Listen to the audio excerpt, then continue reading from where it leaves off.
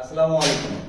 অনেক আগে আমার এক ভাই কমেন্ট করেছিল যে আপনারা দেখি প্যান্টের তলা কাটলে কি ওর জন্য আলাদা টাকা দেওয়া লাগে। ভাই আসলে যে কি বলবো, আসলে এই যে প্যান্টের তলা দেখেন মেশিন মারি মারি ব্লক করে করে কাটা হয়েছে, এগুলো পুরোনো ব্যান্ড ব্লক করে করে কাটা হয়েছে। এখন এই বাইকে মনে করেন কি পরিমাণ যা ধুলো খাওয়া লাগে তার তনু নবীন। এই জায়গায় যে 5টা বাথরুমের তলা, একটু বাথরুম যে মেশিন মারি কি পরিমাণ ধুলো খাওয়া লাগে, মানে কালকে 10টার থেকে শুরু করেছি কাটা আর 12টা পর্যন্ত সারা রাত মনে করেন যে কষ্ট আর এই মনে করেন ধুলো উঠে।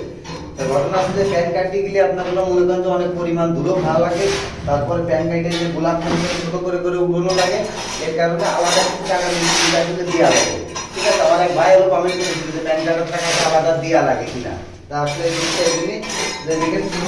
এই কাটতে গেলে কত পরিমাণ ধুলো খাওয়া লাগে, তারপরে যে প্যান কাটার সময় একটু অভিজ্ঞতার লোক না করলে মনে করেন যে রিস্ক হয়ে যায়। অভিজ্ঞতার লোক না করলে আপনার রিস্ক হয়ে যায়। প্যান কাটে হালকা পরিমাণে সেনিটারি যদি গাতে উঠোন করা হয় তাহলে মনে করেন যে প্যান ভেঙে যায়। একটা প্যান ভেঙে গেলে উঠতে যায় যে কি কষ্ট, উঠে আবার ফিটিং করতে গেলে প্যানের দাম নেয় 8-1,000 টাকা দাম, কিন্তু এই ফিটিং করতে গেলে আবার মিস্ত্রিতে মিনিমাম 1500 টাকা মিস্ত্রি দেওয়া লাগবে।